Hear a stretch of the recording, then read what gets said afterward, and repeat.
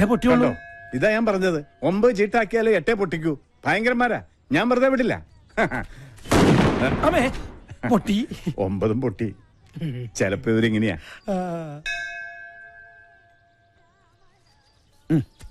അച്ഛൻ ഇന്നും തൊഴാനിങ്ങോട്ട് കേറിയില്ല. വാശിയിലായിരിക്കൂല്ലേ?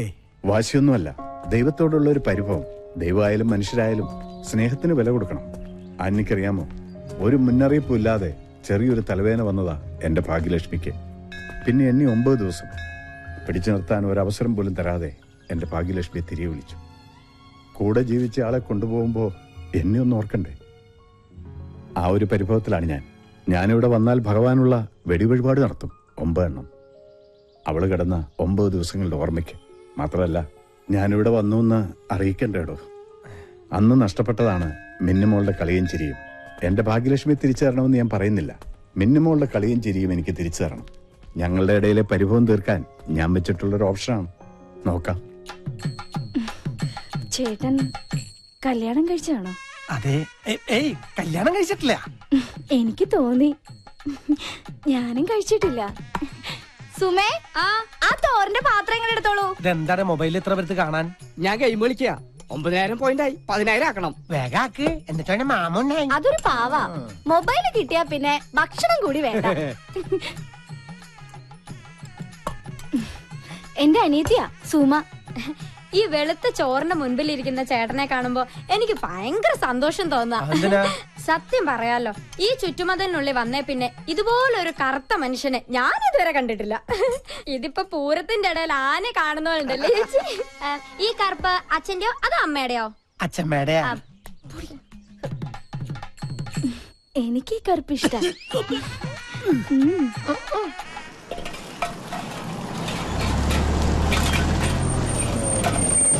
Good morning. Good morning. ഞാൻ കരുതി മിന്നുമോളായിരിക്കുന്നു. കൃത്യസമയത്ത് തന്നെ പണികൾ തീരും. നടക്കും സർ. മണലിലൊക്കെ ഇപ്പൊ എന്താ? ഇതാണോ പുതിയ മെറ്റീരിയൽസ്? അതെ സർ, എല്ലാം ഹൈ ക്വാളിറ്റി.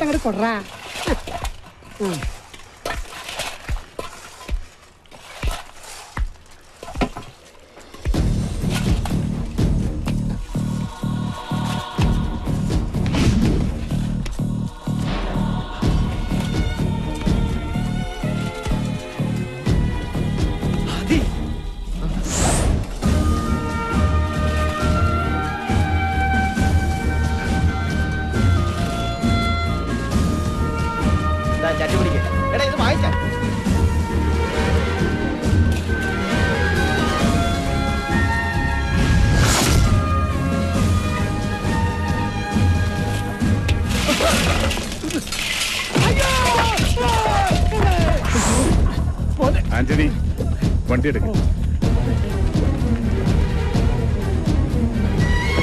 എവിടെ നോക്കിയിട്ടാണ് പണിയെടുക്കുന്നത്? അവിടെ മനുഷ്യർ ഇവനൊക്കെ പിടിച്ച് പണി കൊടുത്ത്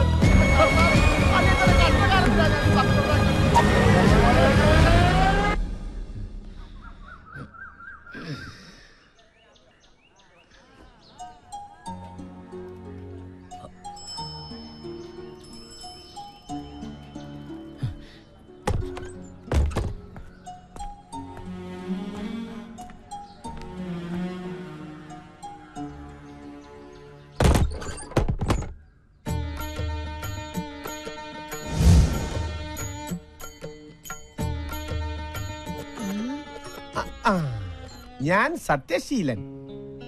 പക്ഷേ ഇത് ഞാനല്ല. യഥാർത്ഥ ഞാൻ കണ്ടു പേടിക്കണ്ട. കൈരേഖ നോക്കി സത്യസന്ധമായി ലക്ഷണം പറയുന്നതിന് ലക്ഷണം കെട്ടവന്മാർ എനിക്ക് തന്ന ദക്ഷിണകളാണ് ഇതെല്ലാം. മൊത്തത്തിൽ നാട്ടുകാരുടെയും എന്റെയും സമയം ശരിയല്ല. എന്നാലും ഞാൻ സത്യമേ പറയൂ. നിങ്ങൾ ആദിത്യന്റെ അപ്പനല്ലേ? അതെ. അവൻ ഇവിടെ ഇല്ല എന്ന് പറയാൻ എന്നെ ഏൽപ്പിച്ചു. അതൊരു സത്യം. പക്ഷേ ഞാൻ കള്ളം പറയുകയില്ല. അത് മറ്റൊരു സത്യം. അവന്റെ അകത്തുണ്ട്. അതാണ് സത്യം.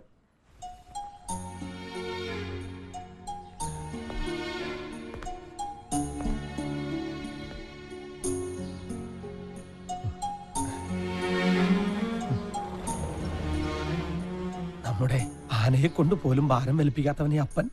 എന്നിട്ടു നീ ഞാനും ലക്ഷ്മിയും നിന്നെ വെയിലും മഞ്ഞും കൊള്ളിക്കാതെ വളർത്തിയതല്ല മോനെ. എന്നിട്ടും എനിക്കിതൊന്നും സഹിക്കാൻ പറ്റണില്ല. കുഞ്ഞിനാളിൽ അപ്പന്റെ മാറിലും വലുതായിപ്പോ അപ്പന്റെ മനസ്സിലും വളരായിരുന്നു. തലയോളം കടം വന്ന് കയറിയിട്ടും ആന്റണി പതറിയില്ല. പക്ഷെ എന്റെ മോനെ അവിടെ കണ്ടപ്പോ അപ്പന്റെ മനസ്സ് തകർന്നു പോയടാ. അപ്പൊ എന്നൊന്നും പറയരുത്. ഏയ്, എന്റെ മോൻ അപ്പനൊന്നും പറയില്ല കേട്ടോ. എന്റെ മോൻ വെയിൽ കൊണ്ടിട്ടേ അപ്പനെ പോലെ കറുത്തു പോരുത്. അത് ഈ അപ്പന് സഹിക്കില്ല. ലക്ഷ്മിയുടെ നിറ മോന്.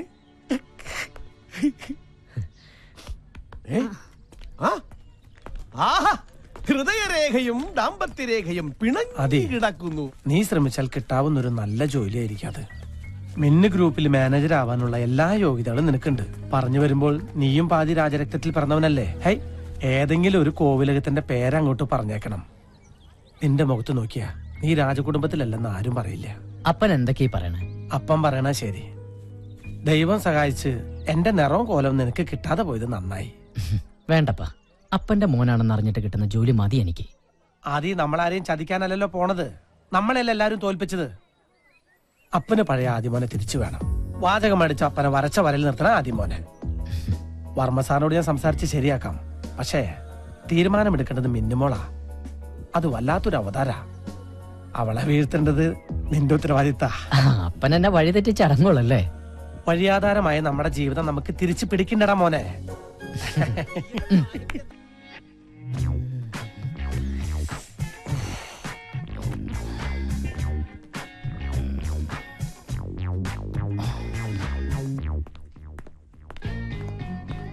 ഓ, നീ ഇവിടെയാണോ ജോലി ചെയ്യുന്നത്? എന്നാ നിന്റെ ശനിദശ തുടങ്ങി മോളെ.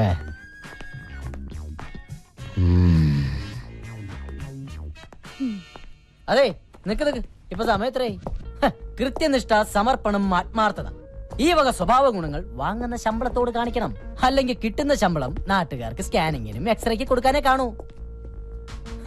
മൂക്കിലൊരു കണ്ണട വെച്ചത് കൊണ്ട് മാത്രം ഇവിടെ ഒരു പെണ്ണും ഇന്ദിരാഗാന്ധി ആയിട്ടില്ല. കണ്ണുരുട്ടി പിടിപ്പിക്കാതെ പോയി അറ്റൻഡൻസിൽ ഒപ്പറി. പേടിച്ചു പോയി പാവോ. വെൽട്ടൻ ആദിത്യവർമ്മ. പേരാദിത്യവർമ്മ, രാജരക്തത്തിൽ ജനനം, എന്റെ കൈകൊണ്ട് മരണം. Adityavarma. Yes.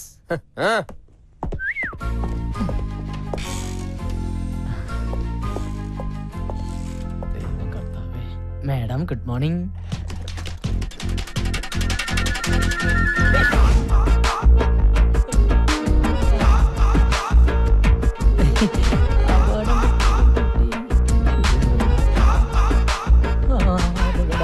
You are a best performing artist.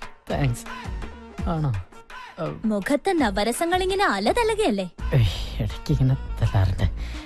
കലാമണ്ഡലത്തിൽ പഠിച്ചിട്ടുണ്ടോ? Oh my God. ആ രൂപ വേണ്ടല്ലേ? ടെക്നോളജിയുടെ ഒരു പോക്കേ. ആളറിയാതെ പറ്റിയതാ. ഇരിക്കാനല്ല പറഞ്ഞേ. ആ സർട്ടിഫിക്കറ്റ്സ് ഇങ്ങ് തരൂ. എല്ലാ സർട്ടിഫിക്കറ്റ്സും ഉണ്ട്. നിനക്കെന്താടാ വല്ല മൂൽ ഇങ്ങനെ മിന്നുമോളെ എല്ലാ സർട്ടിഫിക്കറ്റും ഉണ്ടാ നോക്ക്.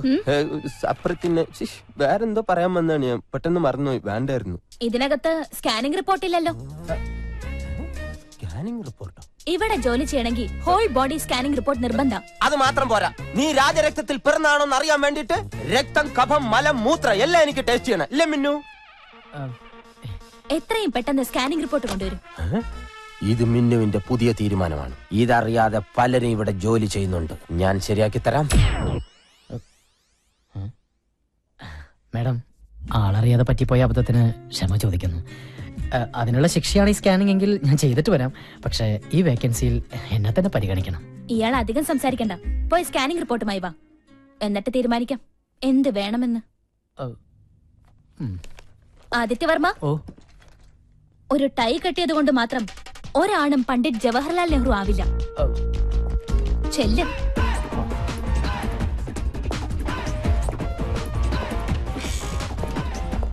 മേഡം, ഇതുവരെ ഇല്ലാത്ത ഓരോ നിയമങ്ങൾ കൊണ്ടുവന്ന് ഞങ്ങൾ വലഞ്ഞു പോട്ടാ. എനിക്കാണ് ഈ ഹെർണിയുടെ അസുഖം ഒരാഴ്ചയായിട്ട് മൂത്രം പോട്ടില്ല. പെട്ടെന്ന് ഇങ്ങനെ സ്കാൻ ചെയ്യണം മലമൂത്രമൊക്കെ പരിശോധിക്കുന്നത് ഞങ്ങൾ എന്ത് ചെയ്യണം അല്ലേ? ആര് പറഞ്ഞു? ഞാനാണ് പറഞ്ഞത്. അതെ, മിന്നും മനസ്സിൽ തീരുമാനിക്കുമ്പോൾ ഞാൻ മദ്രാസിൽ കാണും. നിങ്ങൾ ചെല്ല്.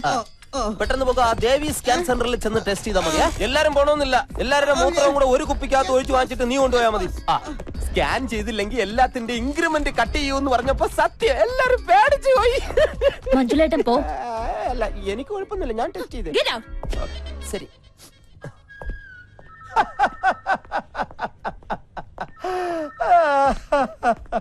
നീ അവളുടെ കയ്യിൽ നിന്ന് ഒപ്പിച്ചത് 2000 രൂപ. അവളെ പേടിച്ച് നീ സ്കാനിങ്ങിന് കൊടുത്തത് 3500 രൂപ. അവളെ ആർക്കാടാ പേടി? പിന്നെ എന്റെ അപ്പനെ ഓർത്ത് ഞാൻ ശ്രമിച്ചതാ. അവളുടെ കയ്യും കാലും പിടിച്ചെങ്കിൽ ഞാൻ ആ GM-ന്റെ കസേരയിൽ നിന്നിരിക്കട്ടെ, അവളെ ഞാൻ വരച്ച വരയിൽ നിർത്തും. അപ്പൊ നീ വരയ്ക്കോ? ഇല്ല, ചെരക്കും. മിടുക്കൻ. ആരാ ആദിത്യവർമ്മ? ഈ സ്കാൻ റിപ്പോർട്ട് ഡോക്ടറെ കാണിച്ചോളൂ. എന്റെ കുഞ്ഞു തലക്ക് ഇത്ര വലിയ റിപ്പോർട്ട്. 7 ഗുളികനാ, സൂക്ഷിച്ചോ. നീ ഉള്ള ഗുളിക കഴിക്കാൻ നോക്കും. അല്ല, ഞാൻ കൂടെ വരാം.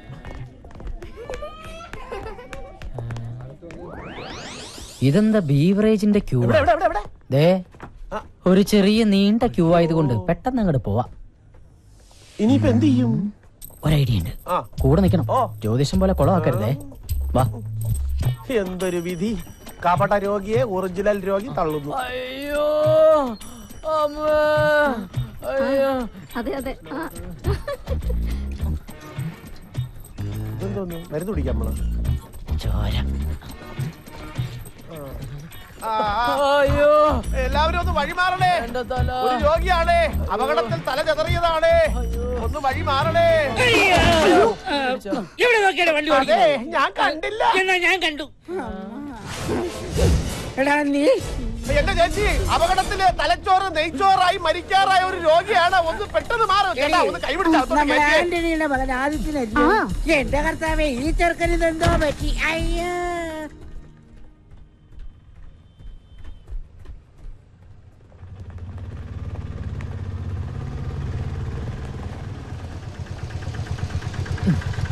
ബാലൻസ് തന്നെ വെച്ചോ.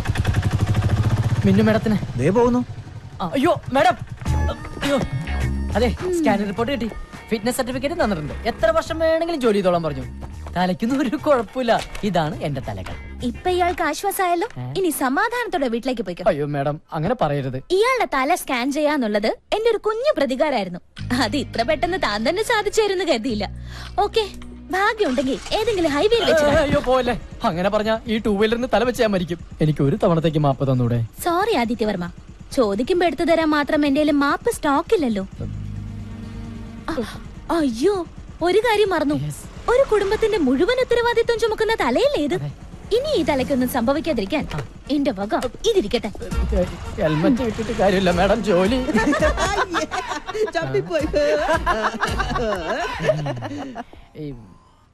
എന്താ ഭാഗ്യം നമ്മുടെ മോളിങ്ങനെ യാതൊരു ദയാദാക്ഷിണ്യവും ഇല്ലാതെ എല്ലാരോടും ഇങ്ങനെ പെരുമാറുന്നത്. ആ, എല്ലാം കാണാനും കേൾക്കാനും എന്നെ തനിച്ചാക്കിയിട്ട് നീ പോയില്ലേ? ആന്റണിക്ക് ഞാൻ കൊടുത്ത വാക്കാ. സാരയില്ല. അയാളോട് ഇത്ര വലിയ തെറ്റ് ഞാൻ ചെയ്തെന്ന് അച്ഛന് തോന്നുന്നുണ്ടെങ്കിൽ ഞാൻ പ്രായശ്ചിത്തം ചെയ്യാം. നാളെ തന്നെ മിന്നു ഗ്രൂപ്പിന്റെ ജനറൽ മാനേജർ ആക്കാം അയാളെ. പക്ഷെ ഒരു കാര്യം, ഇനി ഇതുപോലെ എന്തെങ്കിലും ആവർത്തിച്ച ആ നിമിഷം ഞാൻ അയാളെ പറഞ്ഞുവിടും. അന്ന് എന്റെ അമ്മയെ ഇങ്ങനെ ബുദ്ധിമുട്ടിക്കരുത്. പ്രോമിസ്. പോരെ? മതി. Wish you all the best. Take your seat. ഇപ്പൊ സന്തോഷായില്ലേ? എങ്കിൽ ചെലവ് എന്നാ ലഡൂലാവാം. എന്റെ ഒരു സന്തോഷത്തിനാ. നിങ്ങളുടെ സന്തോഷത്തിനോ? നിങ്ങൾ എന്തിനാ സന്തോഷിക്കുന്നേ? നിങ്ങൾ ഇവിടുത്തെ ഡ്രൈവറാണ്. നിങ്ങൾ ആ ജോലി ചെയ്താൽ മതി. ഞാനാ പറഞ്ഞ സ്റ്റാഫിന് എല്ലാവർക്കും ലഡു കൊടുക്കാൻ. ഓ, താങ്ക് യു. വേണ്ട വേണ്ട.